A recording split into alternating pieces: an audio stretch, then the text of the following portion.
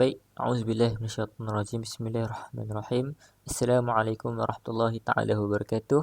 Jadi yang dimuliakan pensyarah Dr. Bani Hidayat bin Muhammad Syafi selaku pensyarah bagi mata pelajaran EDUP 3013 yang bernama Falsafah dan Pendidikan di Malaysia. Dan saya selaku pembentang yang bernama Muhammad Alif Najmi bin Abdul Manan daripada kelas PISMP 1.06 akan membentangkan mengenai DSKP, iaitu Dokumen Standard Kurikulum dan Pentaksiran. Sesungguhnya pembentangan ini adalah sebahagian daripada kerja khusus EDUP 3013 yang mana saya harus menceritakan dan juga menganalisis mengenai Dokumen Standard Kurikulum dan Pentaksiran.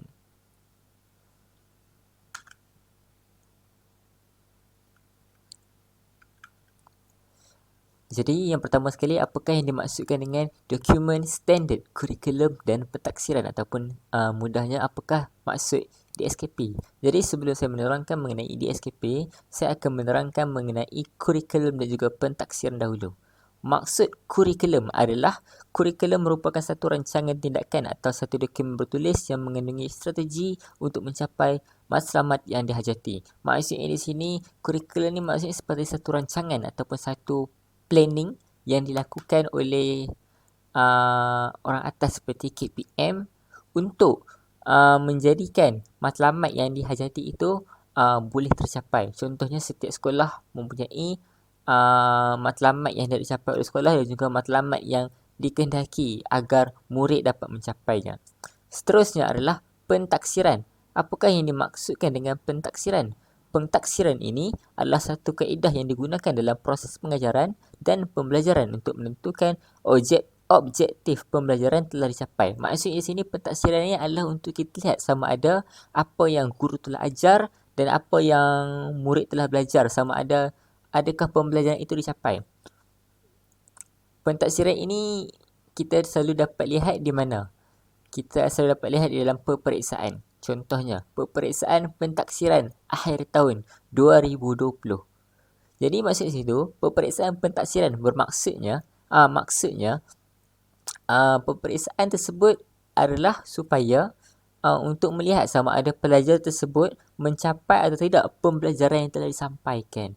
Jadi itulah maknanya pentaksiran. Kepentingan pentaksiran kepada guru adalah untuk memberi gambaran tentang perkembangan murid, menilai keberkesanan PDP, membantu keberkesanan PDP dan membaiki serta menyusun perancangan untuk melaksanakan tindakan susulan. Kepentingan pentaksiran kepada murid pula adalah untuk memahami tujuan mereka belajar, meningkatkan motivasi dan keyakinan diri mereka serta memaklumkan kepada murid tentang tindakan susulan yang perlu diambil untuk mereka mencapai standard yang telah ditetapkan. Maksudnya pentaksiran ni juga dia membantu guru untuk memberikan pembelajaran, sesi pembelajaran ataupun sesi PDP itu adalah sesi pembelajaran yang bermutu. Dia juga memperbaiki PDP. Andailah kata seorang guru itu pengajarannya masih lagi belum begitu jitu ataupun masih lagi belum diasah dengan lebih tajam, maka pentaksiran ini adalah untuk membantu seorang guru itu menjadi lebih baik daripada sebelumnya dan juga membantu murid itu memahami tujuan mereka belajar dan juga meningkatkan motivasi serta keyakinan diri mereka serta dapat juga memberitahu kepada para pelajar mengenai apakah yang mereka harus lakukan seterusnya. Baik, slide seterusnya. Maksud DSKP sendiri. DSKP, Dokumen Standard Kurikulum dan Pentaksiran, adalah satu dokumen yang mengintegrasikan kurikulum dan pentaksiran. Kurikulum yang merangkumi kandungan, pedagogi dan pentaksiran. Pedagogi bermaksud pembelajaran dan rangkuman bagi kandungan, pedagogi dan pentaksiran ini akan diulaskan sebentar lagi.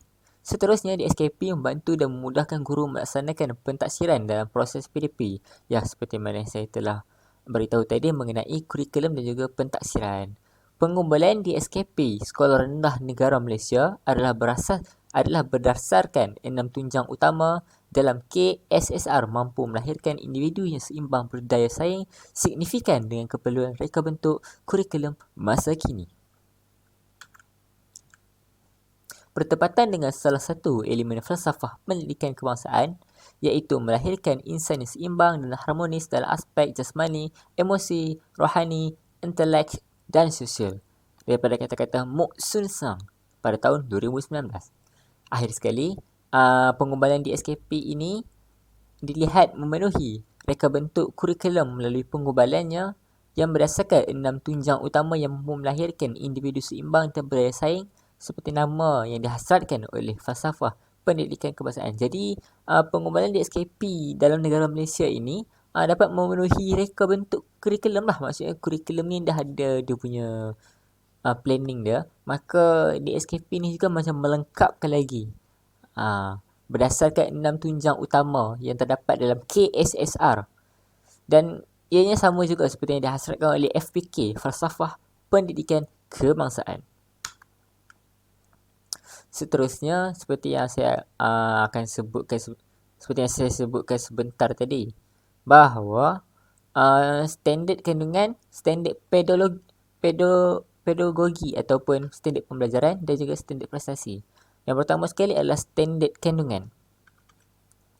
Standard kandungan, pernyataan spesifik tentang perkara yang murid patut ketahui dan boleh lakukan dalam satu tempoh persekolahan, merangkumi aspek pengetahuan dan kemahiran. Seterusnya, standard pembelajaran pula, satu penetapan kriteria atau indikator kualiti pencapaian yang boleh diukur bagi setiap standard kandungan. Satu set kriteria, standard prestasi, satu set kriteria umum yang menunjukkan tahap-tahap penguasaan murid sebagai petunjuk bahawa sesuatu perkara itu telah dikuasai. Jadi berdasarkan daripada memo kerja kursus mengenai pembentangan ini bahawa saya perlulah menganalisis DSKP ini dan juga mengaitkannya dengan satu mata pelajaran berdasarkan daripada subjek teras saya. Jadi subjek teras saya adalah pendidikan Islam. Oleh itu, saya telah menganalisis DSKP, Dokumen Standard Kurikulum dan Pentaksiran, daripada subjek pendidikan Islam. Jadi yang pertama sekali adalah fokus mata pelajaran. Fokus mata pelajaran pendidikan Islam terdiri daripada 7 bidang utama, iaitu Al-Quran, Hadis, Akidah, Ibadah, Sirah, Adab dan Jawi. Jadi ketujuh bidang utama ini hanyalah satu tajuk utama yang mana wajib untuk semua pelajar sekolah rendah dan juga semua pelajar sekolah menengah mempelajarinya. Manakala dalam bidang utama Al-Quran, bidang utama hadis, bidang utama akidah, bidang utama ibadah, bidang utama sirah, bidang utama adab dan bidang utama jawi juga merangkumi pelbagai lagi aspek di dalamnya.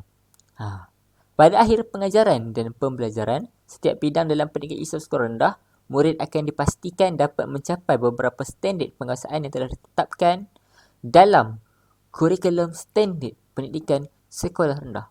Terdapat 6 tahap standard penguasaan yang perlu difokuskan oleh guru untuk dicapai oleh murid, iaitu ilmu, amali, amalan, iltizam, penghayatan dan pentadbiatan. Jadi ke-6 ini haruslah difokuskan kepada murid dan juga harus difokuskan oleh guru agar murid dapat menguasai ke-6 tahap standard ini.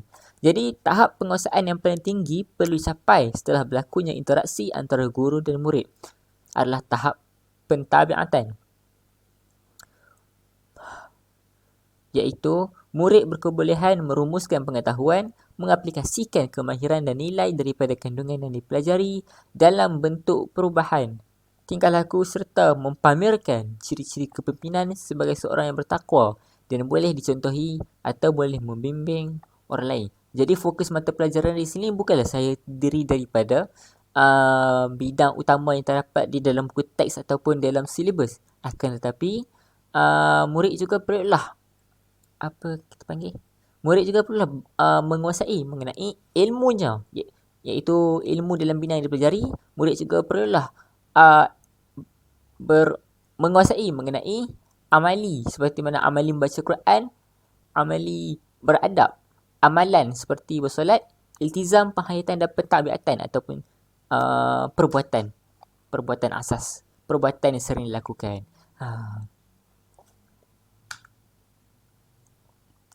organisasi kandungan. Standard kandungan yang dibangunkan memberi penekanan kepada keperluan, kepentingan dan kebolehan yang paling tinggi dapat dicapai oleh murid dalam mengaplikasikan ilmu dan melakukan perubahan tingkah laku melalui penghayatan ilmu dalam interaksi guru dan murid. Pengetahuan, kemahiran dan nilai ini disusun menjadi standard kandungan yang mesti dicapai oleh murid melalui proses pembelajaran yang disusun menjadi standard pembelajaran. Dan hasil kemenjadian murid akan dapat dilihat melalui hasil pembelajaran yang disusun menjadi standard prestasi. Kemahiran berfikir aras tinggi yang bermula daripada mengaplikasi, menganalisis, menilai dan membuat keputusan serta kemahiran menakul turut diambil kira dalam bangunkan kurikulum standard sekolah rendah. Kata kerja tindakan yang sesuai digunakan dalam menentukan standard kandungan, standard pembelajaran, standard prestasi yang sesuai dengan keperluan, kepentingan dan kebolehan murid. Murid akan diberi peluang untuk menunjukkan perubahan tingkah laku dan mencapai standard yang telah ditetapkan.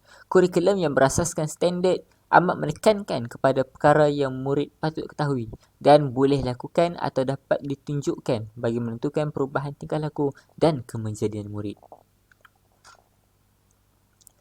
Strategi pembelajaran dan pengajaran. Jadi, transformasi kurikulum menegaskan penggunaan pelbagai strategi pembelajaran dan pengajaran yang memberikan penekanan kepada pembelajaran secara hands-on learning. Dalam konteks pendidikan Islam, pembelajaran dan pengajaran memberikan penekanan kepada kesepadan ilmu dan amali. Strategi pembelajaran dan pengajaran yang dirancang merangkumi pendekatan, standard pembelajaran. Pendekatan dimaksudkan sebagai arah atau hala tuju yang diambil sebagai penuju kepada sesuatu sasaran. Pendekatan pengajaran merupakan haluan atau aspek yang digunakan berasaskan teori-teori, model-model atau generalisasi yang tertentu untuk memulakan proses pengajaran sesuatu isi pelajaran atau kemahiran. Antara pendekatan yang dicadangkan dalam bidang pendidikan Islam adalah seperti berikut. Jadi yang pertamanya adalah pendekatan induktif dan deduktif. Apakah yang dimaksudkan dengan pendekatan induktif dan deduktif? Seorang guru menggunakan cara pembelajaran induktif dan deduktif. Induktif bermaksud memberikan contoh relevan di atas sesuatu yang diceritakan. Maksudnya seorang guru itu mengajarkan kepada anak-anak muridnya mengenai sesuatu dengan memberikan contoh-contoh yang relevan ataupun contoh-contoh yang berkaitan dengan hal tersebut. Deduktif pula bermaksud guru tersebut menceritakan sesuatu perkara kepada anak muridnya secara umum. Namun umum tersebut menjadi spesifik pada akhirnya, pada akhir cerita tersebut. Seterusnya adalah teori kecerdasan pelbagai, pendekatan berpusatkan guru, pendekatan berpusatkan murid, pembelajaran pengaturan kendiri, pembelajaran masteri, kajian masa depan, pembelajaran konseptual, pembelajaran konstruktisme dan juga pembelajaran akses kendiri. Jadi ini adalah strategi pembelajaran dan juga pengajaran yang terdapat di dalam DSKP. Jadi penutup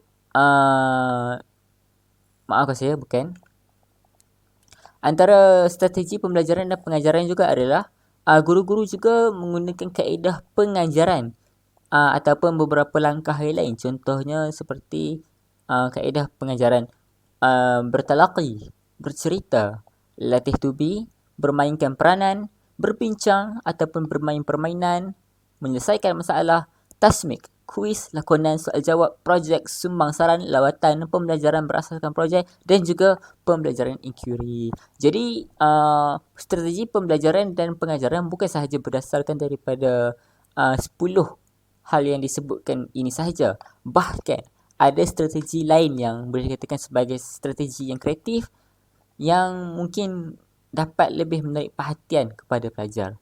Strategi yang telah ditunjukkan di dalam slide ini adalah strategi yang boleh dikatakan sebagai guru haruslah ataupun wajiblah menggunakannya untuk mengajarkan kepada anak-anak murid mereka. Akan tetapi banyak lagi cara yang kreatif kepada anak-anak murid untuk menarik perhatian mereka ataupun untuk menjadikan satu pelajaran itu lebih mudah difahami kepada anak-anak murid mereka. Contohnya, antara yang mudah yang dapat saya sebutkan adalah seperti lawatan sambil belajar, bermain permainan seperti kuis, Kahoot dan juga kuis ataupun bercerita. Jadi seterusnya, penutup. Kandungan kurikulum ini digubal untuk memenuhi keperluan setiap Muslim dari segi fardu ain dan fardu kifayah bagi mencapai kebahagiaan di dunia dan di akhirat bersesuaian dengan peringkat dan keupayaan murid sekolah rendah. Penggunaan DSKP secara optimal amat dituntut agar matlamat transformasi pendidikan yang dihasratkan dapat direalisasikan. Pengaplikasian DSKP secara holistik yang merangkumi 3 komponen kurikulum mampu memenuhi 6 aspirasi murid yang digariskan dalam Pelan Pembangunan Pendidikan Malaysia. Seterusnya, Kementerian Pendidikan Malaysia iaitu KPM mengharapkan agar para guru dapat menterjemahkan DSKP ini dengan tepat semasa berlakunya interaksi antara guru dan murid. Jadi hal ini menunjukkan bahawa sesungguhnya DSKP ini amatlah penting. Bahkan KPM juga menyarankan agar guru-guru menggunakan DSKP ini supaya apa yang objektif yang hendak dicapai kepada di antara guru dan murid itu akhirnya akan tercapai, insya-Allah. Jadi itu saja daripada saya pembentang dalam pembentangan ini. Jadi yang baik itu datang daripada Allah dan yang buruk dan yang silap itu adalah datang daripada diri saya sendiri. Jadi itu saja daripada saya. Wabillahi taufiq wal hidayah. Wassalamualaikum warahmatullahi taala wabarakatuh.